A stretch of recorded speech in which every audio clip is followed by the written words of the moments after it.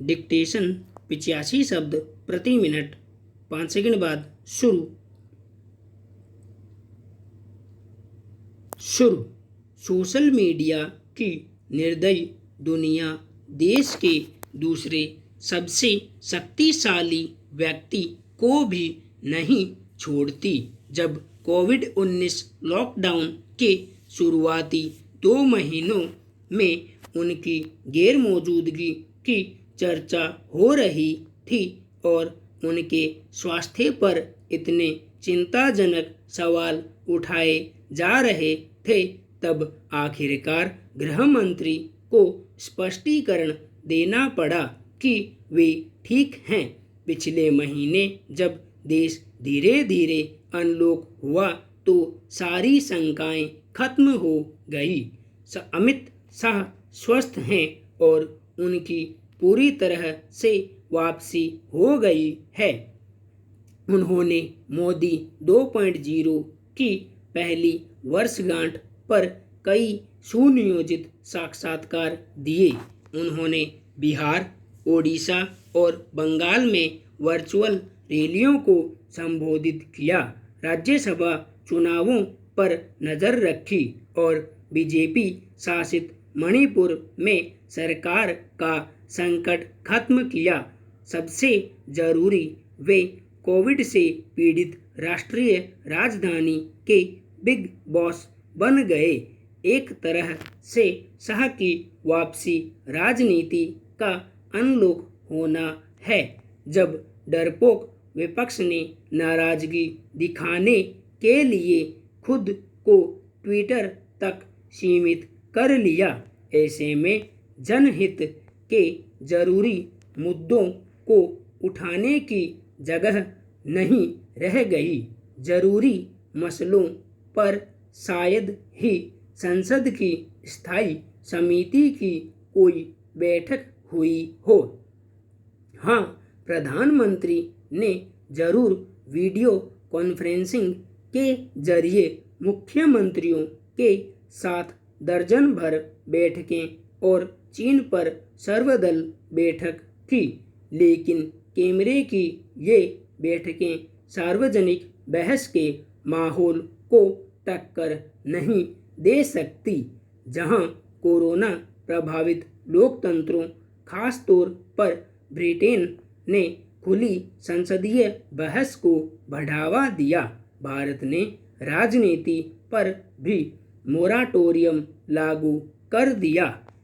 लोकतांत्रिक मतभेद और चर्चा के किसी भी रूप की स्वेच्छाचारिता से उपेक्षा करना खतरनाक है। इससे एक प्रबल पार्टी की सरकार को पारदर्शिता और जवाबदेही न होने की आड़ में लोगों पर अपनी इच्छा थोपने का मौका मिल गया है। भारत चीन सीमा पर गंभीर राष्ट्रीय सुरक्षा चुनौती को शब्दों के खेल में उलझाया जा रहा है। लाखों प्रवासियों के विस्थापन की त्रासदी का दोष राज्य सरकारों को दिया जा रहा है। महामारियों से लड़ने में स्वास्थ्य सुविधाओं को मजबूत न कर पाने की असफलता भी राज्यों के माथे मढ़ी जा रही है। पीएम केयर्स फंड के बारे में जानकारी मांगने वाली आरटीआई का कोई जवाब नहीं दिया गया। पेट्रोल डीजल के दाम एक महीने में 22 बार बढ़े।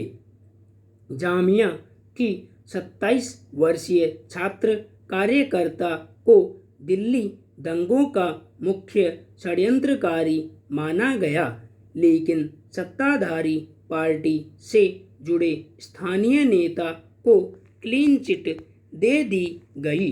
जम्मू कश्मीर में आतंकवादियों की मदद के आरोपी को जमानत मिल गई, क्योंकि कोई चार्जशीट दर्ज नहीं थी, लेकिन एक मानवाधिकार कार्यकर्ता को जमानत देने का विरोध किया गया।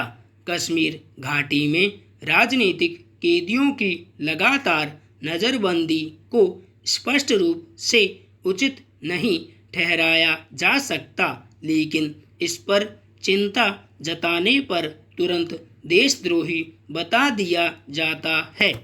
बेलगाम सत्ता की शक्ति के इस अमंगल परिदृश्य में वापसी होती है महान ध्रुवीकरणकर्ता अमित शाह की मोदी 2.0 में, और कोई भी मंत्री ऐसा नहीं है जो गृह मंत्री की तरह राजनीति की हांडी को हमेशा गर्म रखता हो। अब जब शाह की वापसी हो गई है तो ऐसा लगता है कि मोदी सरकार फिर अपना ध्यान कोविड पीड़ित राष्ट्र के राजनीतिक प्रबंधन पर ले आएगी। उदाहरण के लिए बिहार में इस साल के अंत में चुनाव जीतना है और शाह के चुनावी व्यवस्थापन कौशल की जरूरत पड़ेगी। अगले साल बंगाल में जीत का भी इंतजार है, जो शाह के लिए निजी मिशन बन चुका है। तभी कोरोना के बीच चक्रवात से उबर रहे राज्य में शाह ने अपनी सबसे बड़ी प्रतिद्वंद्वी ममता बनर्जी पर तीखे हमले शुरू कर दिए हैं। यह संकेत है कि छोटे अंतराल के बाद अब लड़ाई फिर जारी है। संपूर्ण विराम।